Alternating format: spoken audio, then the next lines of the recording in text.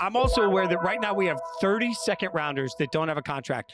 And this is rare, y'all. Usually everything's slotted in the NFL draft. We're just sort of used to everybody coming in, and it's not a big deal. But there are holdouts in the second round all over the place because of guaranteed money. So this feels strange. And Trey Harris, by the way, of the Chargers, would be the first, holdout at this point because there'd be a reason for him to report. But Jori, it is strange to see second rounders. This just feels like new territory where second rounders are all standing together saying, nope, we want more guaranteed money in this process.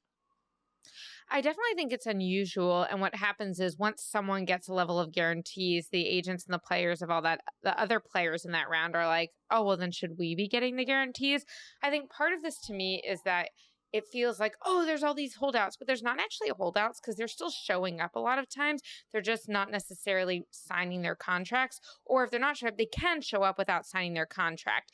And so to me, the question is, at what point is someone going to give? Because this is basically a domino effect of who is going to be willing to sign, and are they going to sign for full guarantees? What percentage of guarantees? There are definitely people in front offices around the league who I talk to who thinks that like as soon as someone signs, everybody else will sign. It's kind of like the Superman. It's not Superman, it's Spider-Man. The Spider-Man meme where everyone is looking at each other. I do know it's Spider-Man. I know, I really do. But when I asked someone today, they felt like maybe 2 to 3 more players would get those guarantees and really be able to fight for that. And then most of the second rounders would not. So, I mean, hey, we're pro player on this podcast in a lot of ways. I'm happy for everyone to get their money to support their family as they want. But that's kind of where we're at. And again, going back to the conversation we had on a previous block, this is really about, hey, how much money is your team ownership willing to put in escrow for the guarantees? And so this is less about if you're going to make the money if you produce and more about, are we willing to put that money aside right now?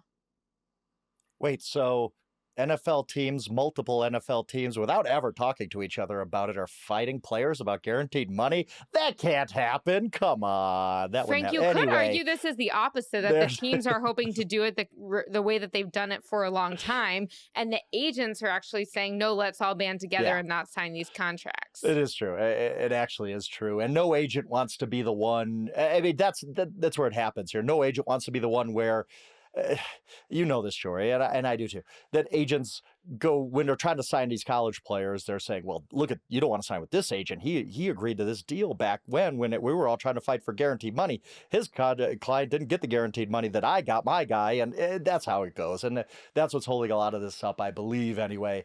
And we'll see. I don't really think this is cause for alarm yet, but it is a lot. There are a lot of players. Like it's a pretty big number. And anytime these guys do miss, really, really hurts. I mean, usually I'm very cynical about that. Coaches think they need every single second of every single training camp to get their team ready. When we saw in 2020, you really don't. Like it's kind of a farce. But for rookies, I think it's different. Every time you could be on the field is a big deal for these guys, and hopefully none of these guys miss time. But like you said, Jori, I hope these guys get paid what they should, what they're deserving, what they're owed, what they're worth, and if they miss a little bit of time to get that, that's what it is. But none of these rookies want to miss time. That would be bad for the teams, for the players, for everybody involved. Yeah, I want to be the czar of football for a day, and everybody involved will hate this. Literally everybody. I just want fully guaranteed contracts. Kind of like the NBA. Once you sign it, it's your deal, and it's got to be paid one way or the other. I want everybody that ever plays in the NFL to have a fully guaranteed contract. Minimize the length of the contracts. Make every dollar of it guaranteed. It'll make the organizations be careful where they spend money. It will make them regret when they get it wrong. Players will have to take shorter-term deals, but the terms of what they get will be fully guaranteed, so they'll go back to the market early and often. They'll constantly be able to be paid what they're worth in that moment. I love the idea of an NFL where everything's running 3-year contracts and it's all fully guaranteed. That it eliminates all this, and it lets players get every ounce of what players deserve. And if a team makes a mistake on a player, that's on the team, not on the player. So hey, let the players go get what they want. Quick interlude from Sassy Jori here. So when you look at the Wall Street Journal story on the second rounders not signing their deals, the NFL Players Association spokesperson said, quote, "We work alongside the players and their agents to help them secure the best deal possible. Our union is monitoring this situation closely." When I see the word monitoring, I'm kind of like, are you monitoring it or are you doing something about it? And I compare this to my fiance Simeon and I moved into an apartment last week. And let's just say not everything was complete as you would expect when an apartment is supposed to be. And I kept calling the office, and finally, and this woman would be like, oh yes, we're looking into it. We're looking into it. And I was like, I'm new here. Does looking into it mean you're going to fix this, or you're just looking into it? And that's kind of what I think when I see the union is monitoring it. Are you monitoring it, or are you actually doing something about it? Are you talking to the agents and saying, here's what we recommend and here's the best strategies, as should be the union's job probably, or at least to give them advice whether or not the agents take it? Or are you just like aware this is happening? Because when we talk about all the distractions in the union right now, this is one of the issues that the union could be helping with. Yeah, Jori. Yeah, Go back to the first line of that, though, Jori. What was the first line of that statement again that the union made? We work alongside the players and their agents to help them secure the best deal possible. Okay, unless it's a fully guaranteed deal. We just talked about the fact that the Players Association did nothing to help them. So the same Players Association that doesn't help their current members is helping their incoming members. Okay, go ahead, Frank. I just had to point out this. I was going to say, are they... Fitz, good work. Are they monitoring this? Or are they working alongside the NFL and going to sign a confidentiality agreement? Yeah, who knows? We don't know the union anymore. the NFL and their management council to make sure that our players don't know about the best deal possible. Anyway, real quick, the 20-second spiel on what Fitz was talking about with guaranteed contracts. The one thing I hear all the time is, well, if you give these guys guaranteed contracts, they're going to quit caring. That is the dumbest trope I've ever heard. Like, these guys care so much about their craft and being great at what they do. Yes, some guys who get guaranteed money are going to fall by the wayside and not work as hard. A few. The percentage of that is so low. 99% of these guys, you give them guaranteed deals, they're going to work just as hard to be great at what they do. This is what they've done since they're 6 years old. Quit with that trope. If you think that giving NFL players guaranteed deals mean the whole league is just going to be like, I'm on vacation the rest of my life, you're being dumb. Like, don't fall for that. That is what the NFL wants you to believe, or whoever wants you to believe. It is not true. Give NFL players guaranteed deals. They're going to work just as hard because they want to be great at what they do. They want to succeed in every way. That is not a reason not to give guys guaranteed deals. Okay, that's the end of my. They're also gonna come back to the market in my plan every 3 years. So like, you're not going to get lazy if every 3 years you're right back in the market and you can get paid even more. Like, let's go. Okay.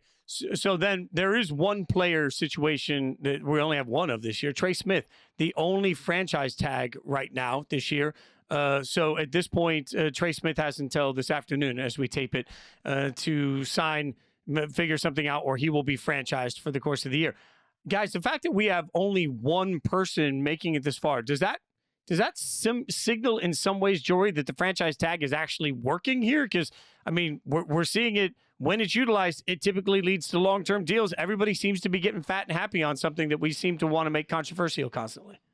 Yeah, I think to answer whether the franchise tag is working, you have to ask what is the definition of working. And obviously the NFL and the NFL Players Association, the agents and players aren't going to have the same definition of this. There were other players who were designated with the franchise tag, including Bengals receiver T. Higgins. When you look at this, I think it really comes down to the fact that if the franchise tag is the average of the top 5 players at the position and the salary cap is growing so enormously, if you get that deal done now, you are going to be paying less than if you let someone play it out on the franchise tag. And obviously that has largely been the case throughout NFL history because the salary cap has continued to grow, but it hasn't really grown at the rate we're seeing now and at the rate that we expect to see when the new media rights deals come through. So I think that the franchise tag not being something that players are continuing to be on by the franchise tag deadline speaks primarily to the rate at which the salary cap is growing. I don't think the franchise tag is good. I think the NFL, if the NFL union could ever get together, they should get rid of the franchise tag. Look, and the franchise tag was made, I believe, in '94 when this started. It was practically speaking to make sure Dan Marino and John Elway didn't switch teams, right? It was for the star quarterbacks. We want a franchise. And then it just evolved into something else where guards and safeties and kickers were getting a franchise tag because we could use it. Why not? And that's really, it's bad for the players overall. But I do think, to your point, Fitz, that there's only one guy left on the franchise tag. And even Trey Smith's going to make $23 million this year. That's not bad for a guard. I get he wants longer term, and he should get it. But mostly it's become a placeholder for, hey, we can't get this done by March 9th or whenever the league year starts. We're going to put the franchise tag on you, and we're going to sign a long-term deal before the July deadline. And that's great. I want that to be the case because that way guys are getting the long-term deals that they deserve. But I still think that should be done with because guys should be able, Trey Smith should be able to hit the open market. Trey Smith would make more than $23.4 million on the open market. I absolutely positively guarantee you that. Maybe not per year, but probably. He would be making a lot more money than $23 million if he was on the open market, and all these guys would. So I'm all about true free agency. We don't get that with the franchise tag, but I guess there is progress here that only one guy is going to play on the 1-year franchise tag this year. The rest have signed long-term extensions, which is the goal of every player in these type of negotiations.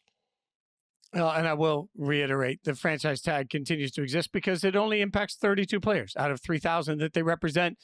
You'll simply never get enough players to care about the possibility of being franchise tagged to change that rule, and it benefits the owners. So they'll continue to walk all over the players with it. All right, we are a week away from training camp. We're going to take a quick break, and then we'll each give you our most exciting training camp storyline we cannot wait for coming up next.